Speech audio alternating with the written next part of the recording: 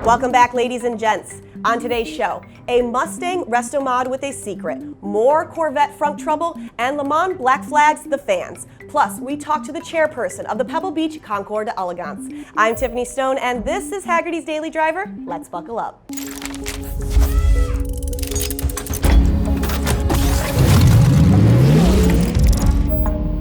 What do you get when you cross a classic fastback Mustang, carbon fiber, and a Tesla? Well, you're gonna get the R67 from Russian automaker Aviar Motors. Now, specs and rendering for the silent muscle car were released this week, and honestly, it's T-Stone approved. Now, the chassis, motor, and batteries are from the Tesla Model S, but the body will be made of a lightweight composite. So, 60 miles per hour happens in just 2.2 seconds. This interior rendering shows Tesla's tablet in place, surrounded by a cool, retro, future decor. Now, range is projected at 315 miles, which is more than enough to cruise Woodward a few times. But don't hold your breath on delivery, because Aviar first posted this car on Instagram back in 2018, and we've never seen a running prototype. Plus, it's hard to tell if the unpainted prototype is real or more renderings. Still, it's an interesting idea, so we hope they can get it to market. But in the meantime, if you can't wait to have an electric Mustang, just order one of these from Charge Cars, assuming you have $300,000 to spend.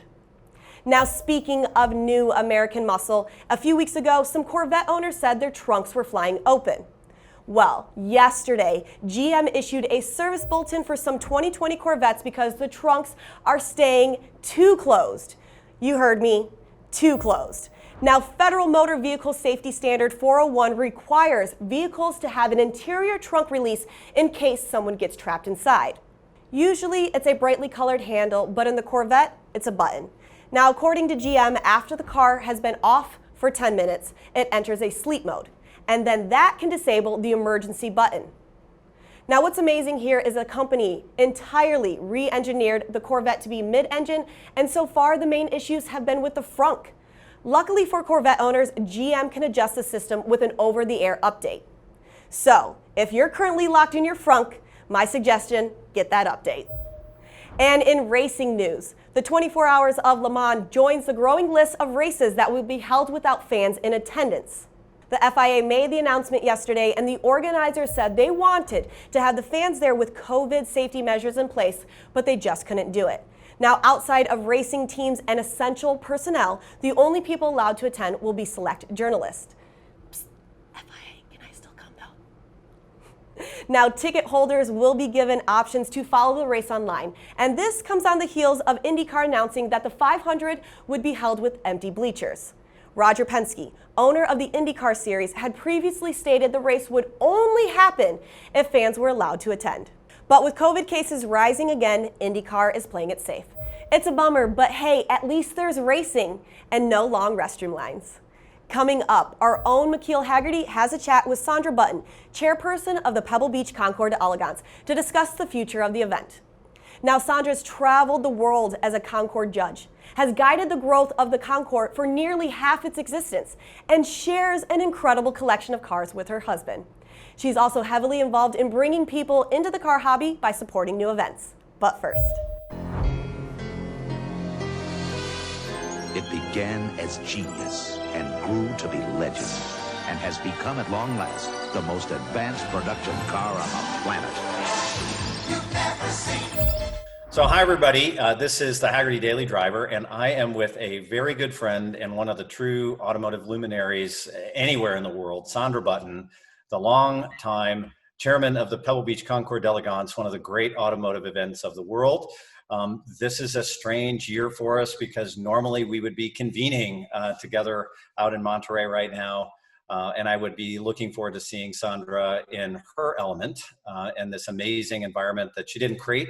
The environment itself at Pebble Beach, but she created this incredible event and atmosphere that we're all so excited to go to on an annual basis. So, Sandra, you've been doing this for really much longer than I like to think about how long we've known each other. But it's so much has changed, and yet so much that's really great about the Pebble Beach Concours remains the same. Well, this year we were supposed to celebrate our 70th anniversary. And it's also my 35th year with the Pebble Beach Concours. So it's sort of, I've always aspired over the years. It's like, if I get to this year, if I get to 2020, I will have done half. And seemed like, a goal, at least to, hopefully get to before retirement. And then all of a sudden there's no show this year. So we'll still have our 70th anniversary next year, but I guess it'll be 36 years of involvement for me, but still only 35 Concours. Well, a lot has changed since I know I started coming, and I'm sure a lot has changed since you've been leading it. But I mean, you've heavily professionalized the organization around the Concours. You've assembled a great team. Obviously, Pebble Beach is one of the iconic just places on the planet. Obviously, a golf course, but you've really upgraded the thing through the years. Like, what are you most proud of in those 35 years, or maybe just even in the last 10? Well, what's kind of cool about the Pebble Beach Concours, it's not a made-up event. It came organically. People started the Pebble Beach road races in 1950, and the Concours was just sort of completely organic. It was guys and gals just looking at cars after the races, kicking tires, and it slowly became a competition. And I have to say, what I'm proud of is that in the last 35 years, that tradition of the people who love the cars organically bring us the ideas. And sometimes they'll say, hey, I think we should have a class of this kind of car. And I'll say, well, I'm glad you brought that up, and you're the expert, so why don't I give you a couple years to pull it together? And they're always surprised, like, really? I said, yeah, you're the guy who loves Ruxtons more than anybody. So why would anybody else put that class together? And so that's happened over and over, and it continues to happen. And that's what I love about the Pebble Beach Concours. It's not a giant cruise liner. We're more like a speedboat, and the enthusiasts help drive where we go. Yeah, well, that and your incredible team. I know one of the highlights of my year of all the automotive events is getting to connect with so many of your team members. They really are amazing. And I just want to compliment you on that, because you don't assemble a great team in any business just overnight. So that really is an amazing feat. So congratulations. Well, I have to say our team says the same thing about the Hagerty team. Although we do have one joke. We think that everyone who works for Hagerty has to have an unusual name. And but they're all great folks. And the same thing, many people on my team started as college interns, and they've never left decades later. So that's kind of cool. You've made careers and lives for them. So for the 70th next year, I understand, and tell me how you're thinking about it. Are you still hoping to assemble the great group of cars you were planning for this year? And will most of those people come back? Well, I sure, I'm hoping so. I mean, I know that the situation we're in with the virus, and it's changed a lot of people's lives. And it's also changed, some of our manufacturers' lives and what's going on with cars in general. But for our 70th, we have organized at least 35, so half of our past Best of Show winners, hopefully more than 40. We'll see how it goes for everybody. So we're going to bring all those cars back, and they pretty much will take all of the space along the water. So you can walk the water and see what the idea of Best of Show was like over the years, because it did change. Along with some great other classes, some Porsche 917s, some fantastic, the Talbot Lago Grand Sports. I mean, we've got some great cars coming. Well, I can't wait. I know that I was looking forward to it this year, but I'll just, it's delayed gratification for all of us. So we'll see who shows up, and we'll look forward to being back. Now, I know that the charity component has always been a really important thing for you in particular, and you really set a high mark in any automotive event for the amount of money you contribute. And I understand, even though the event isn't happening, there are still contributions and some of the charity partnerships happening this year. Well, in the past, we've had a goal and it kept increasing, and we got to the point where we could, if we worked really hard, we could exceed $2 million. And all that money stays here on the Monterey Peninsula. and in Monterey County, where it's needed much more than you would assume just driving through, through Pebble Beach. And as you can well imagine, this year, the needs and services of these agencies, I mean, they are being pushed to the limit, and they don't have the same funding. So luckily, a lot of our entrants and judges who normally give every year have said, look, keep my 2020 gift. I know it's going to be needed. And so I sort of started to see, I thought, well, maybe we could get to a significant number, not as big as usual. And we were in the middle of talking to Lexus about something they were doing. And I said, would you consider still giving a car this year, a raffle car that the Boys and Girls Club could raffle off? And they came up with, I mean, have you seen this new convertible? Oh my God. Incredible. Incredible. Stunning car. And so there's 3,000 chances to win. We're drawing the ticket September 13th, and that will really help because with the schools closed, a lot of these kiddos, they get fed every day at the Boys and Girls Club. It's pretty darn important. And so I'm hoping, everybody will pitch in and buy at least one ticket, and, anyone can win that fantastic Lexus. Wow, that's super cool. And kudos to Lexus for, standing up and being willing to do that.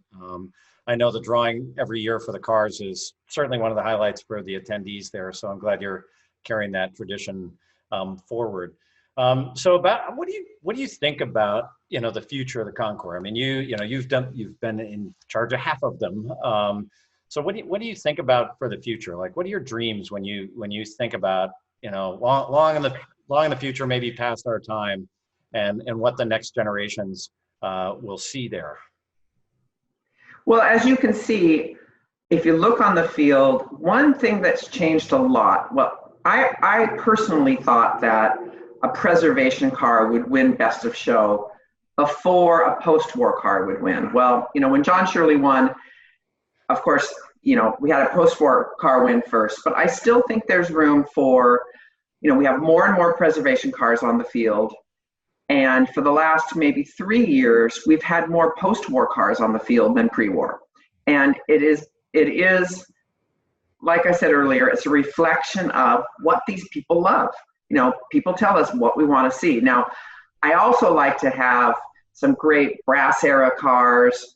And sometimes I'll place those cars, kind of like you do with the milk in the back of the grocery store, gets the great Ferraris down the field, and then we'll tuck some fantastic brass era cars down there because people go to look at the Ferraris and they go, what's that? I never knew I'd like a Mercer, or a Stutz.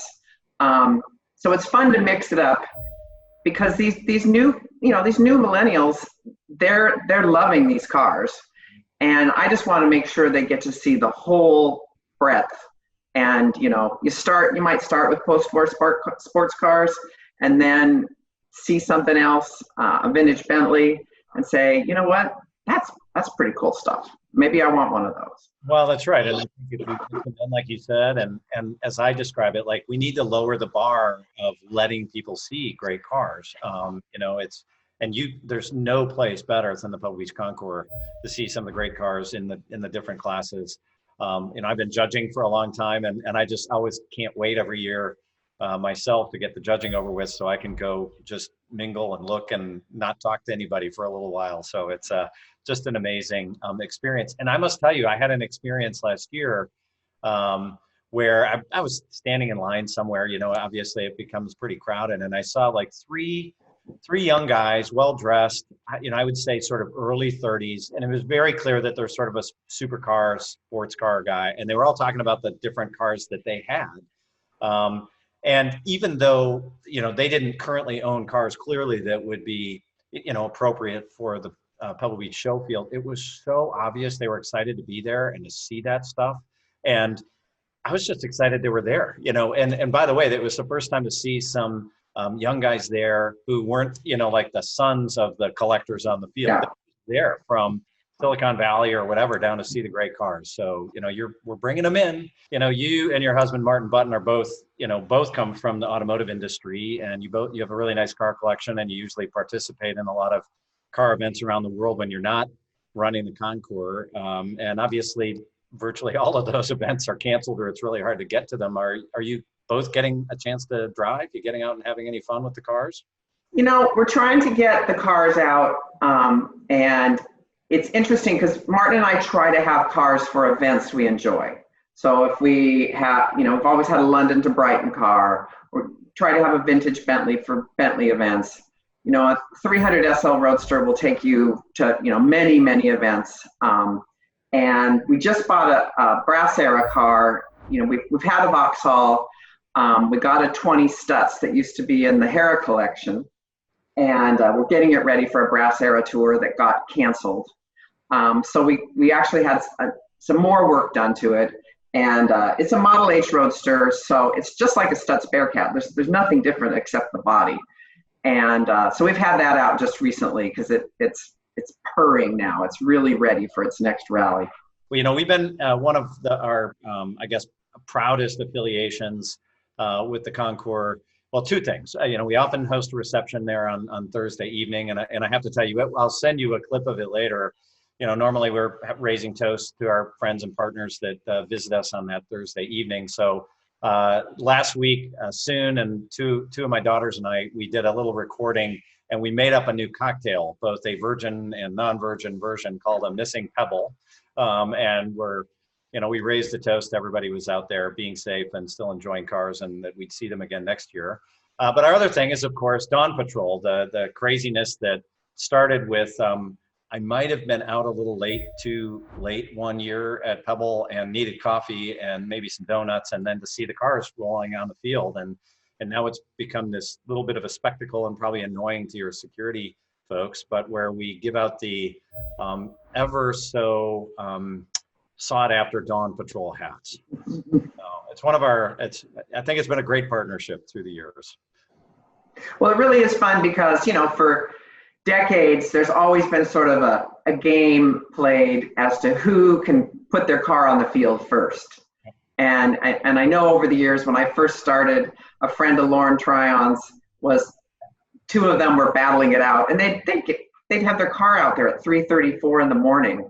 And then you took it to a different level where people without a car wanted to get there and get the great hat and the coffee and, just be part of, getting to see the cars drive on the field is an important moment. And, we really see what they're all about as they're moving through the pre-dawn mist. Well, there was a selfish thing for me early on is that, I grew up in a Ford family, and then we fell in love with Porsches. And so we always loved a little bit of European cars and some, fairly common, though delightful domestic cars. But I didn't grow up around Duesenbergs and Bentleys and all the great cars at the Concours. We had to learn about them. I think we all kind of learned about them together.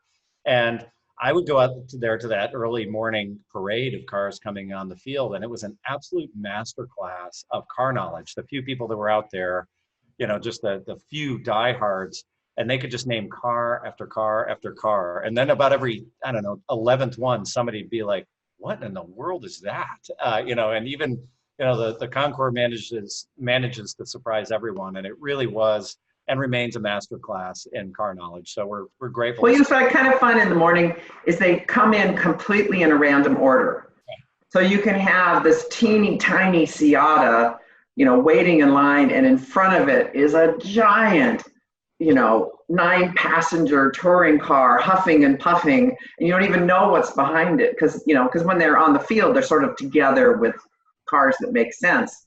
But as they come on the field, it's, any order. Well, we know there's no Dawn Patrol this year, and we have a rule about the Dawn Patrol hats. You must be present to win. No one gets one otherwise. No one gets to say, reserve one, send me one, buy for one. They sell on eBay for hundreds of dollars hours after the Concours. It's crazy. But we are doing a little bit to just pay forward the pain and suffering that we call on everybody to get up early. We're doing a little activation called Drive at Dawn on the morning of Pebble this coming Sunday on the 16th.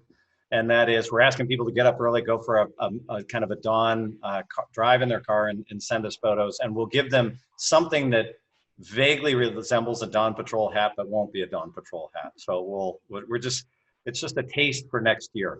Well, it's really a pleasure to talk to you. And even though the Concours isn't happening this week, I imagine you're still busy and doing interviews and all those sorts of things. So we're very grateful that you gave us a few minutes of your time, and we look forward to seeing you at maybe another car event before next year, or on another Zoom call interview somewhere. And it's just a pleasure. And congratulations for. Well, thank you, McKeel. And even without a Pebble Beach this year, let's not make it a year until we get together and get to do something cool with cars. The sooner the better. So I hope to see you very soon.